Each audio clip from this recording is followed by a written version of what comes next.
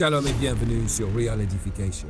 Ici, chaque message est une semence pour élever ton esprit et fortifier ta foi. Abonne-toi et active les notifications afin de ne rater aucun nouveau contenu.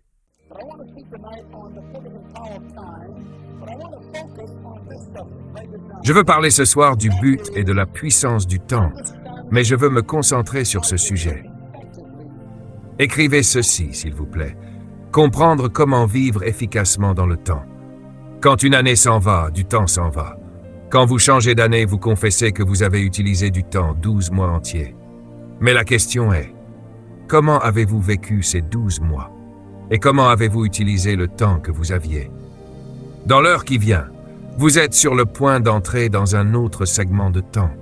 Et je parle à chacun de nous ici ce soir. Nous devons comprendre comment maximiser le temps dans nos vies. Quand j'ai été invité par la reine d'Angleterre à recevoir ce qu'ils appellent la distinction OBE, je n'oublierai jamais ce jour. L'OBE est l'une des plus hautes distinctions accordées par la reine d'Angleterre. Quand j'ai reçu la notification du gouvernement m'annonçant que j'étais choisi pour recevoir cette distinction, j'ai pensé qu'ils avaient fait une erreur. Je me suis dit, je n'ai rien fait pour mériter cela. Apparemment, ils pensaient autrement. Quand je suis allé recevoir cet honneur, je suis entré dans la salle et j'ai cru que je m'étais trompé de pièce. Il y avait environ 30 personnes présentes pour recevoir des distinctions de la reine. Et tout le monde semblait avoir environ 80 ans. Moi, j'avais un peu plus de 40 ans. Juste un peu plus de 40. Et j'ai réalisé que tout le monde dans la salle avait le double de mon âge et que je recevais la même chose qu'eux, à la moitié de leur vie. Réfléchissez à cela. En avançant, j'ai compris que j'avais encore marqué l'histoire, car j'étais le plus jeune récipiendaire de cette distinction dans le pays. Le Premier ministre me l'a dit discrètement, « Réalisez-vous que vous avez marqué l'histoire ?» J'ai répondu non. Il a dit, « Vous êtes le plus jeune que nous ayons jamais choisi. » J'ai réfléchi un instant, puis j'ai regardé autour de moi. C'étaient des citoyens très distingués de notre pays qui avaient travaillé toute leur vie. Et moi, je n'étais qu'à mi-parcours. Et j'ai entendu la voix du Seigneur me dire doucement, « Tu as bien utilisé ton temps. » Je veux que vous réfléchissiez à certaines choses qui vont vous choquer ce soir. Écrivez ceci. La vie, c'est le temps. Quand vous pensez à la vie, c'est tout ce que c'est. Si quelqu'un vous demande « Comment va ta vie ?», il vous demande en réalité « Comment utilises-tu ton temps ?» Deuxièmement, écrivez ceci. La vie est définie par le temps. Si quelqu'un vous demande « Qui es-tu ?», la réponse sera ce que vous avez fait de votre temps. Que vous soyez mécanicien, infirmier, médecin ou enseignant, c'est votre manière d'utiliser votre temps qui définit votre vie. Troisièmement, la vie se mesure par le temps. Si quelqu'un vous demande quel âge vous avez, il vous demande combien de temps vous avez vécu et ce que vous avez fait de ce temps. Peut-être avez-vous 16 ans ce soir, ou 25, ou 32, ou peut-être 48 ou 56. Peut-être avez-vous 75 ans, ou vous approchez des 80. Je ne sais pas. Mais quel que soit ce nombre, il peut vous accuser, car le chiffre que vous donnez révèle combien de temps vous avez utilisé. Cela m'amène au 4e point. La vie est déterminée par le temps. Le type de vie que vous avez dépend de la manière dont vous utilisez votre temps. Autrement dit, la vie se vit dans le temps. Le temps est si puissant que la qualité de votre vie dépend de la manière dont vous utilisez votre temps. Quand nous pensons au temps, nous devons être prudents. J'espère que tous ceux qui regardent ce programme et qui sont ici ce soir comprendront ceci. La vie n'est pas seulement qualifiée par le temps, mais le prix du temps. C'est le passage de la vie. Vous dites « Bonne année ». Moi je pense « Bon ». Tu viens de perdre 12 mois de ta vie. Qu'as-tu fait des 12 mois qui sont passés? Et que vas-tu faire des 12 prochains mois? Permettez-moi de le dire autrement. La vie s'arrête quand le temps s'arrête. Autrement dit, la mort, c'est la vie qui quitte le temps. Quand quelqu'un meurt, cela signifie simplement qu'il a quitté le temps pour entrer dans l'éternité. Ce qui te donne la vie dans le temps, c'est lorsque tu quittes l'éternité pour entrer dans le corps d'un bébé et devenir un être humain. Et quand tu meurs, tu quittes à nouveau le temps. Donc le temps est toujours temporaire, mais la vie est éternelle. Le temps est temporaire. Écoute-moi, jeune homme. Ce que tu fais de ton temps, c'est ta vie. Et tu n'as pas tout le temps pour le faire. Le temps est temporaire. Je calculais ma vie l'autre jour. Selon les plans que j'ai pour ma vie, je devrais vivre jusqu'à environ 84 ans. Je calcule ma vie en fonction de la vision que Dieu m'a donnée à accomplir. Et je suis censé vivre au moins jusqu'à 84 ou 95 ans. Sais-tu combien de temps tu es censé vivre? Si tu te contentes de dériver dans le temps, la mort te surprendra. Je veux que tu m'écoutes très attentivement. Qu'est-ce que le temps? Laisse-moi le définir pour toi. Premièrement, le temps est une interruption dans l'éternité.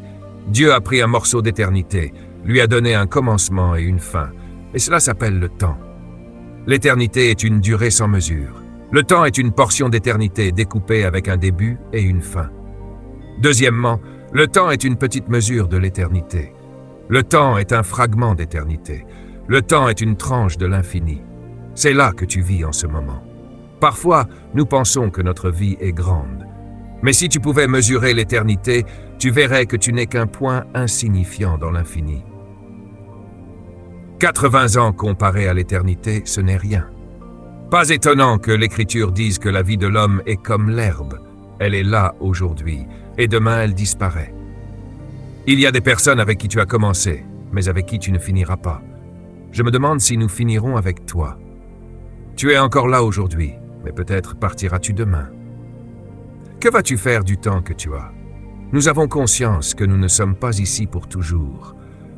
Le temps est la période limitée pendant laquelle une action ou un processus existe et se déroule. Autrement dit, le temps est l'espace dans lequel nous agissons dans l'éternité, avec un commencement et une fin.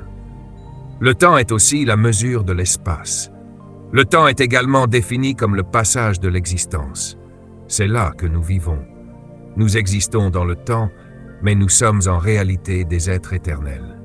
Parlons maintenant de cela. J'ai lu un passage il y a des années, et je ne peux toujours pas l'oublier. Il se trouve dans Ecclésiaste chapitre 3, verset 10. Il dit « J'ai vu à quelle occupation Dieu soumet les hommes. Il fait toutes choses belles en son temps. Il a aussi mis dans le cœur de l'homme la pensée de l'éternité, bien que l'homme ne puisse pas saisir l'œuvre que Dieu fait du commencement jusqu'à la fin. » Plusieurs choses dans ce verset sont déroutantes. Premièrement, il dit que Dieu fait mûrir toutes choses en son temps. Une traduction dit qu'il rend toutes choses belles. Belle signifie accomplie, arriver à maturité. Dieu fait mûrir toutes choses en son temps. Cela signifie que tu as été envoyé sur la terre pour accomplir quelque chose à un moment précis, et tu dois le découvrir rapidement afin de le faire dans le temps qui t'est imparti. Mais il dit aussi qu'il a mis l'éternité dans le cœur de l'homme.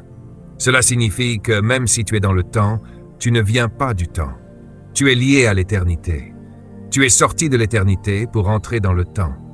Et même si tu es dans le temps, tu restes connecté à l'éternité. Tu es un esprit éternel, mais tu vis dans le temps. Et cela fait de toi presque un mystère, car tu as la capacité d'accéder au monde invisible, au monde éternel, même en étant dans le temps. C'est déjà assez déroutant. Autrement dit, Dieu t'a sorti de l'éternité pour te placer dans le temps, mais il n'a pas retiré l'éternité de toi. C'est pourquoi ta capacité est illimitée. Ton potentiel n'a pas de mesure. Tes aptitudes n'ont pas de plafond, parce que tu es littéralement un esprit éternel dans un corps conscient du temps. Je te le dis donc, nous ne pouvons pas pleinement comprendre ce que Dieu a fait, du commencement à la fin. D'où vient le temps? Qui a créé le temps?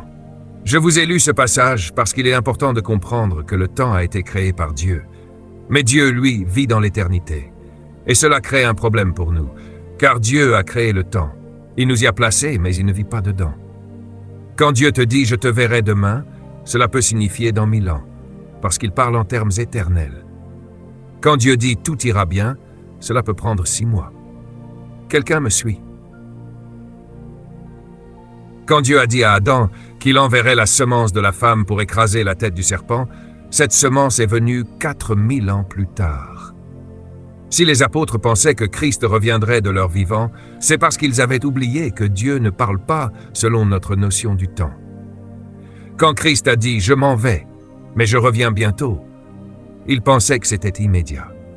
Mais Pierre a dit « attendez, je me souviens, Pour Dieu, un jour est comme 1000 ans. Donc, quand un humain dit « à demain », rends grâce à Dieu. Mais quand Dieu dit « à demain », cela peut être dans l'autre vie, car Dieu a créé le temps, mais il ne vit pas dans le temps. Il a placé l'homme dans le temps, mais lui-même est en dehors du temps. Pourquoi Dieu a-t-il créé le temps? Voici la raison principale. Écrivez ceci. Dieu a créé le temps pour étendre son royaume hors de l'éternité. Le royaume de Dieu est éternel. Le royaume des cieux est invisible et éternel. Et Dieu a voulu l'étendre dans un autre territoire. Alors il a créé le temps, il y a placé l'univers et il a étendu son royaume dans la dimension du temps. Le royaume de Dieu est éternel, mais il a voulu créer le temps pour y manifester son royaume. Et il nous a placés dans le temps afin que nous fassions sortir le royaume de l'éternité vers le temps par notre autorité et notre domination sur la terre. C'est le grand plan de Dieu pour le temps. Je vous affirme aussi que Genèse 1,14 nous explique comment Dieu a créé le temps. Lisons quand et comment le temps a été créé. C'est ici, dans Genèse 1,14. Il est écrit « Et Dieu dit qu'il y ait des luminaires dans l'étendue du ciel pour séparer le jour de la nuit, et qu'ils servent de signes pour marquer les saisons, les jours et les années. Qu'ils servent de luminaires dans l'étendue du ciel pour éclairer la terre. » Et cela fut ainsi. Et Dieu vit que cela était bon. Remarquez bien ce que Dieu dit. Ils serviront de signes pour marquer les saisons, les jours et les années. Bonne année. Il dit « Je vais créer le temps en établissant des luminaires. Je vais mettre en place des mouvements autour de ces luminaires et organiser un système d'une précision telle que vous pourrez mesurer un jour grâce au soleil et une année selon le nombre de fois où la Terre tourne autour du soleil. » En d'autres termes, Dieu a créé le temps en un seul verset de la Bible. Il dit qu'il a fait le temps pour marquer les saisons, les jours et les années. Mesdames et messieurs, Dieu dit que le temps est bon. Il est très bon. Alors, quel est le but du temps? Pourquoi Dieu l'a-t-il créé? Écrivez ceci rapidement. Premièrement, pour vous faire sortir de l'éternité. Dieu voulait que nous quittions l'éternité, alors il a créé le temps pour nous y placer. Deuxièmement, pour vous protéger de l'éternité. Oh, j'en suis tellement reconnaissant. Si vous viviez dans l'éternité et que vous aviez un mal de tête, combien de temps durerait ce mal de tête? Réalisez à quel point c'est une bénédiction. Je suis heureux que nous ne vivions pas dans l'éternité. Si quelqu'un divorçait de vous et que la douleur ne disparaissait jamais, imaginez cela. Si quelqu'un vous trahissait et que cette douleur devenait éternelle, comment pourriez-vous vivre avec ça? C'est pour cela que Dieu vous a placé dans le temps. Parce que voyez-vous, dans quelques instants, vous pouvez dire « J'ai été blessé l'année dernière. J'étais pauvre l'année dernière. » Le temps vous protège de rester pauvre pour toujours. Remerciez Dieu pour cela. Imaginez vivre une éternité difficile, non. Vous pouvez dire « J'ai eu une année difficile. Merci Seigneur pour ça. » Mais une éternité difficile, c'est une dépression éternelle. Dieu vous donne le temps pour vous protéger de l'éternité. Écrivez ceci. Il vous a aussi donné le temps pour mesurer votre existence dans la vie. Il vous a donné le temps pour définir votre vie, en mesurer la qualité. Il vous a donné le temps pour rendre compte de votre vie. Vous avez 40 ans. Cela signifie, qu'avez-vous fait de ces 40 années? Quelle est votre responsabilité? Qu'avez-vous accompli? Jusqu'où êtes-vous allé?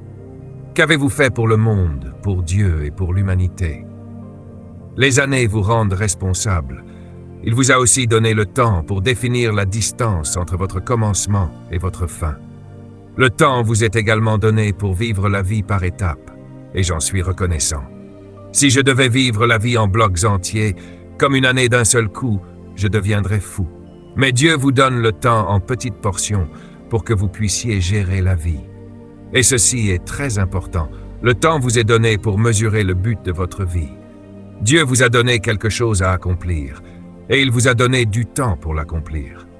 Puis, quand vous avez terminé, vous pouvez quitter le temps. La question est, ai-je découvert ce but afin d'utiliser correctement mon temps? Je veux vous montrer quelque chose. J'y pensais récemment. Cela se trouve dans Job, chapitre 14.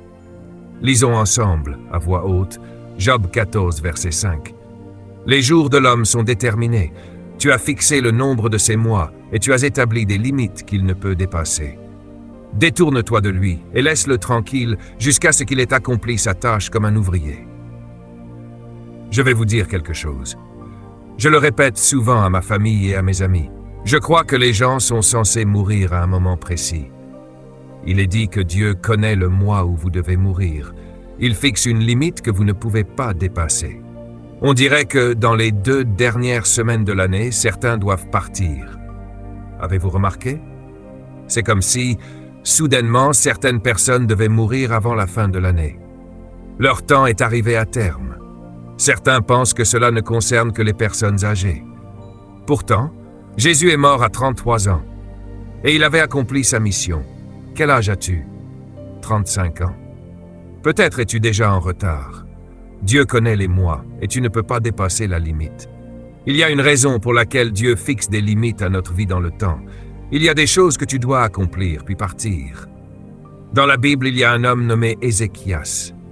Il a demandé à Dieu des années supplémentaires. Dieu lui a dit « Tu n'en veux pas ». Mais la Bible dit qu'il a jeûné et prié.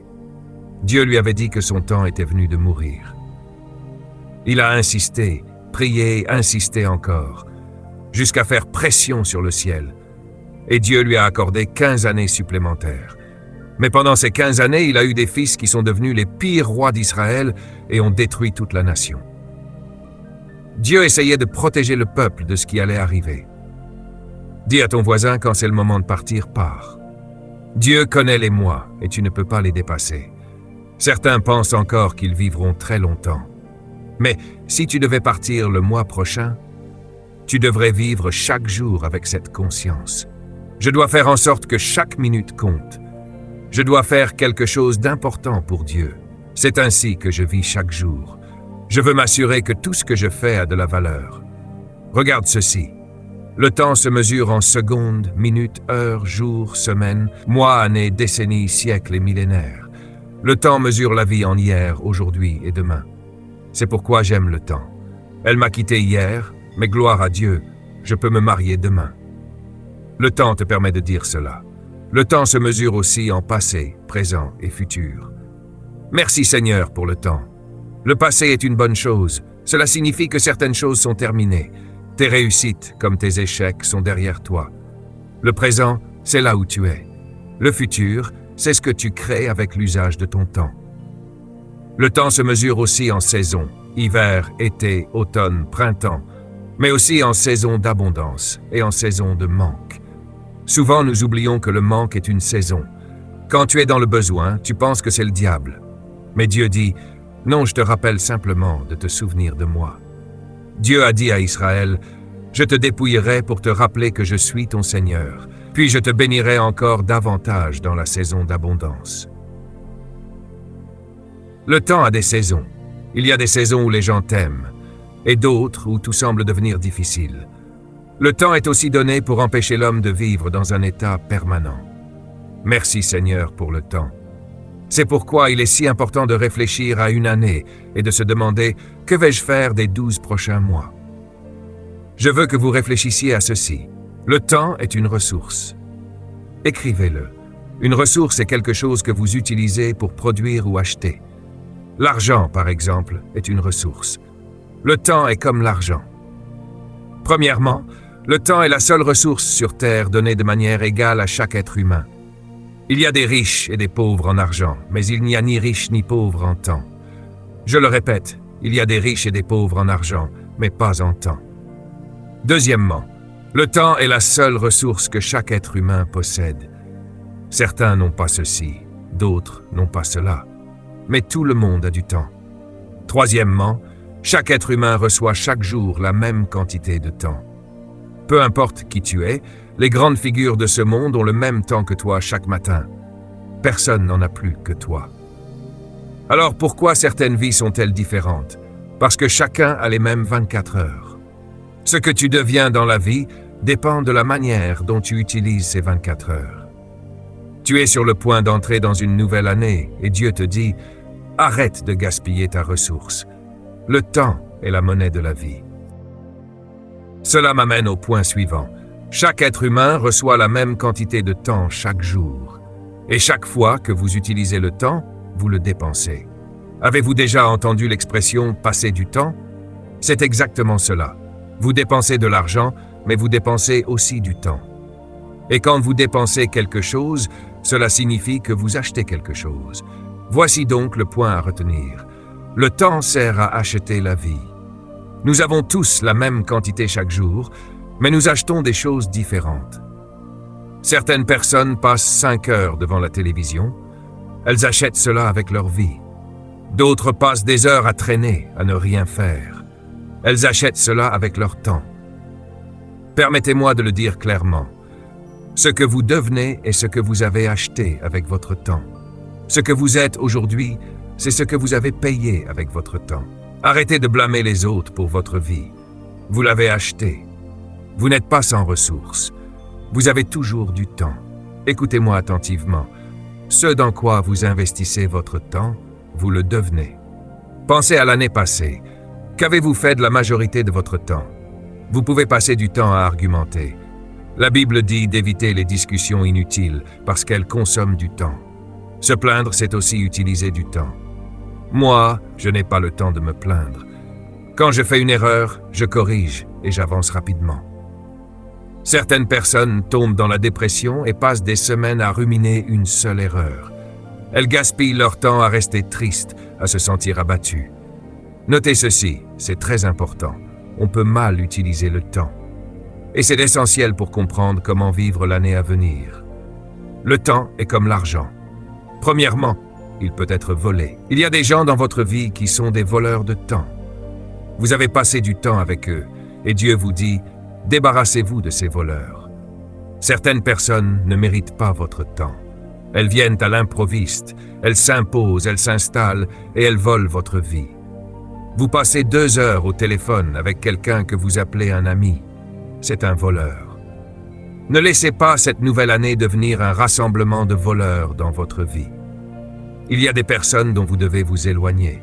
Elles vous volent votre ressource la plus précieuse. Deuxièmement, le temps peut être mal utilisé. Vous pouvez le gaspiller dans des choses qui n'apportent rien à votre vie. Troisièmement, le temps peut être perdu. Comme l'argent, vous pouvez perdre du temps. Mais contrairement à l'argent, une fois perdu, vous ne pouvez pas le récupérer. Quatrièmement, le temps peut être gaspillé. Je me souviens de moments où j'ai passé une demi-journée avec certaines personnes. Et à la fin de la journée, je me sentais mal. Non pas à cause d'elles, mais à cause de mon propre manque de discernement. J'avais gaspillé mon temps avec quelqu'un qui n'apportait rien à ma vie. Nous devons protéger notre temps. Cinquièmement, le temps peut être valorisé. Comme l'argent, il peut prendre de la valeur. Par exemple, si vous lisez un livre en janvier, vous améliorez votre vie. Si vous en lisez un autre en février, vous progressez encore. Encore un en avril et vous continuez à grandir. Vous pouvez augmenter la valeur de votre vie par la manière dont vous utilisez votre temps. L'un des plus grands voleurs de temps, c'est la télévision. Je vous le dis franchement, vous devez vous libérer de cela. Les gens que vous regardez sont déjà riches. Pendant que vous passez des heures à les regarder, eux vivent leur vie pendant que vous gaspillez la vôtre. Sixièmement, le temps peut perdre de la valeur. Vous pouvez le déprécier en le consacrant à des choses ou à des personnes qui n'apportent rien. Faites de cette année une année de conscience du temps. Septièmement, le temps peut être dévalorisé. Certaines personnes allaient bien jusqu'à ce qu'elles rencontrent d'autres personnes qui ont détruit leur élan. Vous voliez comme un aigle, puis vous avez rencontré quelqu'un qui vous a tiré vers le bas. Et soudain, vous avez changé de direction. Nous pouvons dévaloriser notre temps par les personnes que nous laissons nous influencer. Vous ne pouvez pas traverser la vie sans avoir des opposants. Habituez-vous à cela. Certaines personnes seront toujours frustrées parce que vous ne voulez pas marcher avec elles. Ne laissez personne dévaloriser votre temps. Mais écoutez ceci, le temps peut aussi être revalorisé. Vous pouvez retrouver la valeur de votre vie. Vous pouvez décider aujourd'hui de reprendre le contrôle de votre temps et donc de votre vie. Je vous en supplie, ne terminez pas cette nouvelle année comme vous avez terminé la précédente. Notez ceci, vous ne pouvez jamais arrêter le temps. Nous sommes en quelque sorte soumis au temps. Vous ne pouvez pas le contrôler, ni le ralentir, ni le négocier. Une fois qu'il est passé, il est perdu. Vous ne pouvez pas acheter du temps avec de l'argent. Le temps avance constamment. Vous ne pouvez ni l'accélérer ni le ralentir. Soit vous utilisez votre temps, soit vous le perdez. Jusqu'à votre mort, vous êtes dans le temps. Alors apprenez à l'utiliser efficacement pour un but divin. Écoutez ceci. La durée de nos jours est de 70 ans ou 80 pour les plus vigoureux, mais il passe rapidement et nous nous envolons. Dieu nous dit que la durée moyenne de la vie est d'environ 70 ans. Quel âge as-tu? Si tu as 35 ans, la moitié est déjà passée. Que vas-tu faire du reste? Si tu as 50 ans, il te reste peut-être une vingtaine d'années fortes pour accomplir quelque chose de significatif. La Bible couvre tout. Avant de passer à une nouvelle saison, retenez ceci. Que faire de votre temps? Premièrement, vous pouvez le gérer. Vous ne pouvez pas l'arrêter, mais vous pouvez le gérer. Deuxièmement, vous pouvez l'utiliser. Troisièmement, vous pouvez l'investir. Quatrièmement, vous pouvez le convertir. Comme une monnaie, le temps peut être transformé. Vous pouvez convertir votre temps en argent, en connaissances, en santé, selon la manière dont vous l'utilisez. Le temps doit être utilisé pour initier, créer, développer, construire et ajouter de la valeur à votre vie. Utilisez votre temps pour améliorer votre vie et accomplir votre destinée. Dieu vous a donné le temps pour cela. La Bible dit « Réveille-toi, toi qui dors, marche avec sagesse, rachetez le temps. Vous n'avez pas de temps à perdre, ne vivez pas dans l'inconscience, comprenez la volonté de Dieu. Ne gaspillez pas votre vie dans des habitudes destructrices, ne perdez pas des heures dans des choses qui n'apportent rien. Réveillez-vous, rachetez votre temps, utilisez-le pour des choses qui ont du sens. J'espère que vous comprenez que le Saint-Esprit vous a envoyé ce message ce soir pour vous dire que cette année est une année de valeur pour le temps. Ne gaspillez pas votre année avec quelqu'un qui ne peut pas améliorer votre vie, élargir votre vie, faire avancer votre vie ou vous faire progresser. Coupez ces relations. Que tout le monde dise « racheter le temps ». Le mot « racheter » signifie reprendre possession, reprendre le contrôle. Racheter le temps. Cela veut dire reprenez la maîtrise de votre temps. Cela signifie que d'autres personnes possèdent actuellement votre temps. De 9h à 17h, les gens possèdent votre temps.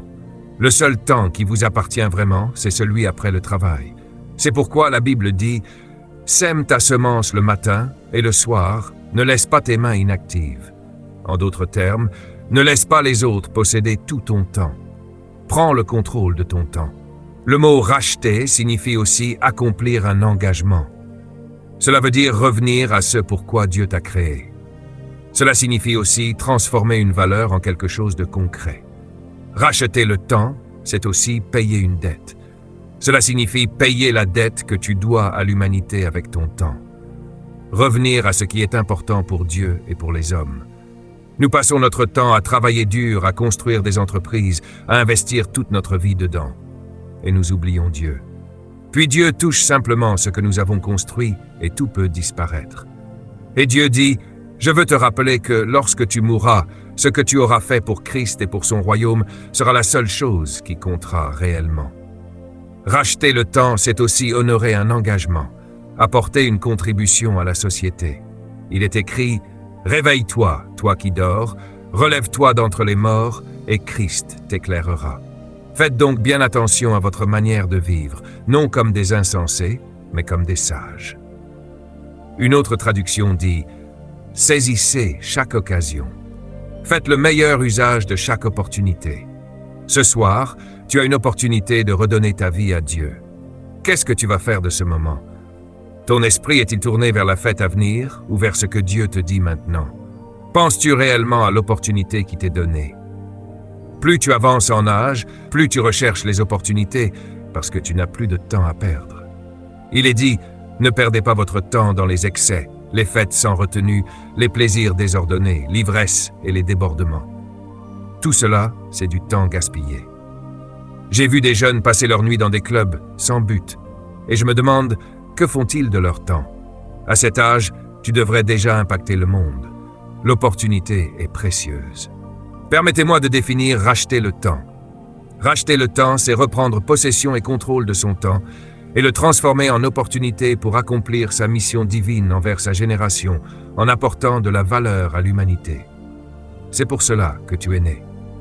Alors, comment racheter le temps? Premièrement, le temps doit être géré. Deuxièmement, le temps doit être protégé. Protège ton temps. Beaucoup de gens veulent accéder à toi. Mais quand quelqu'un veut ton temps, il veut ta vie. Et plus tu passes de temps avec quelqu'un, plus tu lui donnes ta vie. Tu dois protéger ton temps. Troisièmement, le temps doit être focalisé. Quatrièmement, le temps doit être intentionnel. Cinquièmement, le temps doit être guidé par une vision. Sixièmement, le temps doit produire des résultats. Ce que tu fais doit créer quelque chose de valable. Sinon, tu gaspilles ton énergie. Le temps est une portion d'histoire que tu dois utiliser pour donner du sens à ta vie. Septièmement, le temps doit avoir de la valeur. Traverse cette année en étant conscient que chaque jour est un don de Dieu, et tu dois le lui rendre avec reconnaissance. Ta journée doit être meilleure à la fin qu'au moment où Dieu te l'a donnée. Dieu ne te donne pas un mois, il te donne un jour. Voici le jour que le Seigneur a fait. Qu'est-ce que tu fais de ta journée? Enfin, dans Jean chapitre 7, Jésus-Christ était très protecteur de son temps. Un verset que j'ai lu à 18 ans a transformé ma vie. On lui a dit « Va te montrer au public ». Et Jésus répondit « Mon temps n'est pas encore venu. Pour vous, n'importe quel moment est bon. » Autrement dit, vous n'avez aucun sens du temps. Vous faites tout sans réflexion. Vous laissez les autres diriger votre vie. Que cela s'arrête. Tout le monde ne mérite pas ton temps. Jésus dit « Pour vous, n'importe quand. Mais pour moi, il y a un moment précis. » Il savait qu'en ne pas se mêler aux autres. On t'invite quelque part et tu dis « Non, j'ai quelque chose de plus important à faire. » Es-tu conscient de ton temps? Tu es trop avancé dans la vie pour continuer à le gaspiller, au nom de Jésus.